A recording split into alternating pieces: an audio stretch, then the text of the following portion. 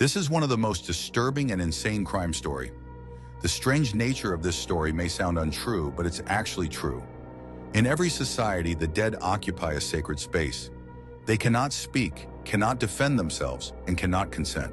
Because of this vulnerability, cultures across history have constructed rituals, laws, and professional design to protect the dignity of those who have passed away. Few professions carry this responsibility more heavily, which is the funeral industry. In the late 1979, America was living through a period of cultural unease. Trust in institutions had been shaken by war, scandal, and social change, yet many professions, especially those dealing with death, remained largely unquestioned.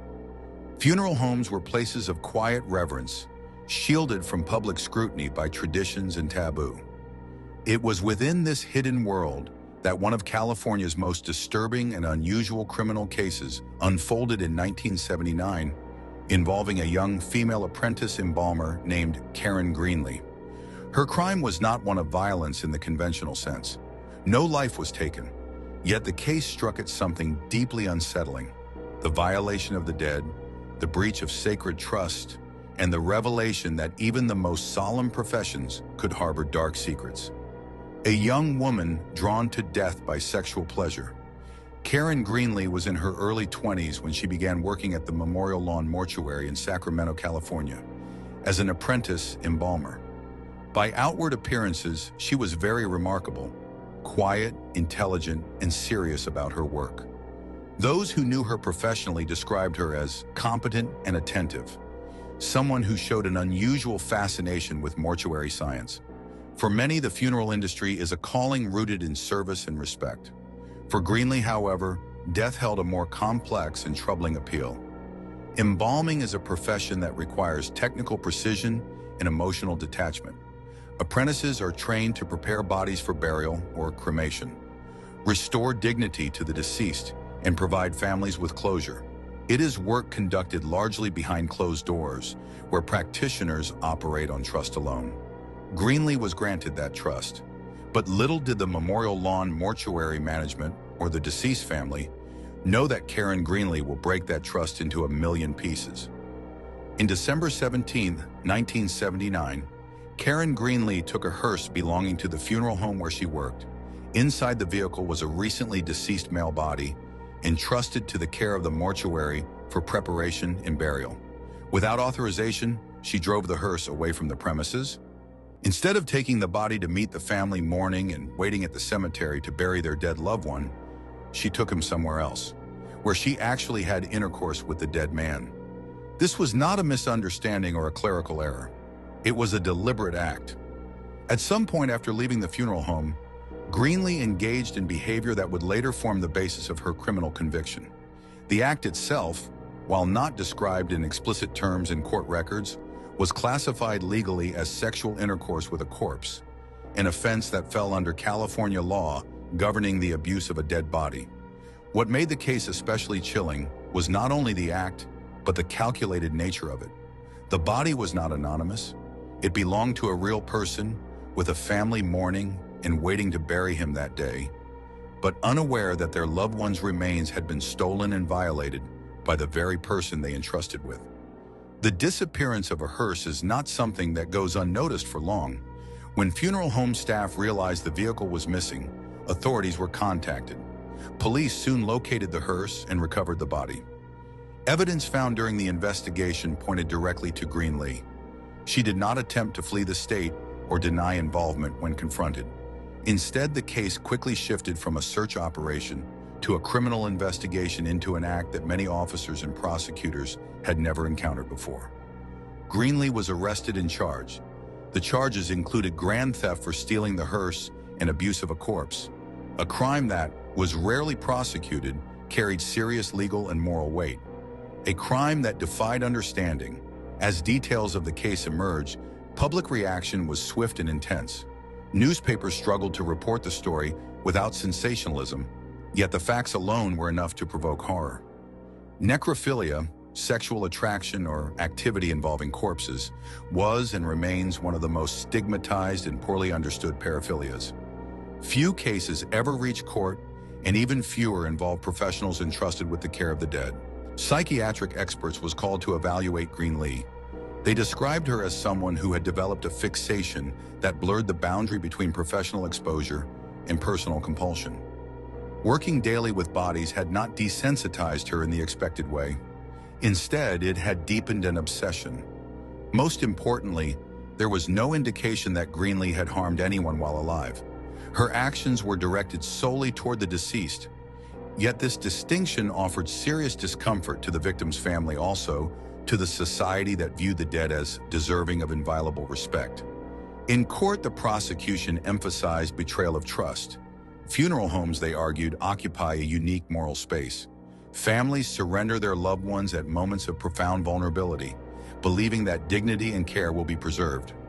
Greenlee's defense did not dispute the core facts of the case.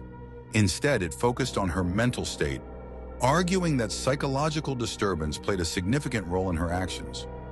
Expert testimony explored her emotional development, her isolation, and her fixation on death.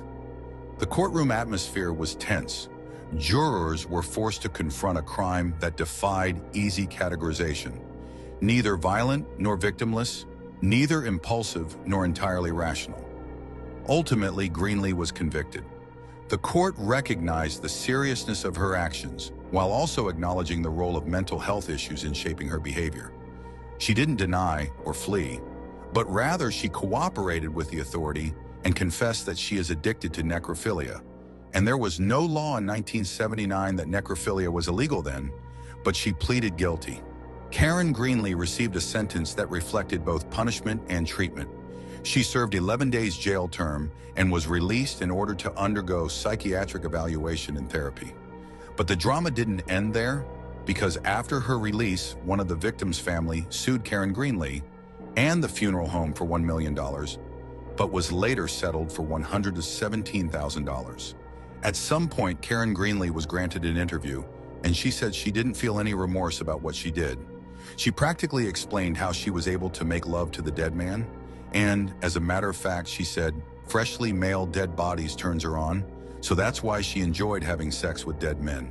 And so far, she has had sexual encounters with about 40 dead men. She felt so unrepentant and satisfying for what she did. It was very normal to her. She exposed a lot of dark secrets about the mortuary system. She also said that necrophilia is common among mortuary workers, not just her. But I really don't know how true that is. And that planted a lot of questions in people's minds.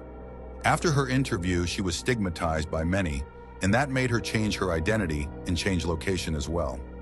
Her conviction effectively ended her career in the funeral industry. She became a cautionary example, cited in discussions about professional oversight, psychological screening, and the ethical responsibilities of those who work with the dead. For the victim's family, the damage was irreversible. The knowledge that their loved one's body had been violated added a layer of trauma to their grief, one that could not be undone by any sentence or apology. A profession forced to look inward. The Karen Greenlee case sent shockwaves through the mortuary profession. Funeral directors and embalmers across the country reevaluated hiring practices, supervision protocols, and ethical training. Questions emerged that had rarely been asked aloud. How much psychological screening should be required for those who work with human remains? How much access should apprentices be given without supervision? How can an industry built on privacy ensure accountability? In the years that followed, some states strengthened regulations, though enforcement remained inconsistent. The profession, by its nature, still relies heavily on trust. More than 4 decades later, the Greenlee case remains disturbing, not because of graphic details, but because of what it represents. It reveals how proximity to death can affect the human psyche in unpredictable ways. It exposes vulnerabilities in systems that operate largely out of public view. And it reminds us that respect for the dead is not merely symbolic. It is a moral obligation that defines how societies understand dignity, even after life ends.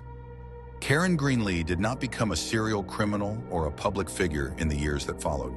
She faded into obscurity, her name resurfacing only in textbooks, documentaries, and discussions of rare criminal behavior. Yet the echo of her actions remains forever. In a profession dedicated to honoring the dead, her crime became one of the most profound violations imaginable. a silent transgression carried out in the dark, revealed only when trust was broken, and remembered as a stark warning of what can happen when boundaries collapse. Thank you so much for watching, and please subscribe to my channel. Like and comment your thoughts about this story. Do you think necrophilia is common among mortuary attendants? Or she was just saying that to implicate others so she won't be seen as the only bad egg in the system? Let me know your opinion at the comments section. Thank you once again.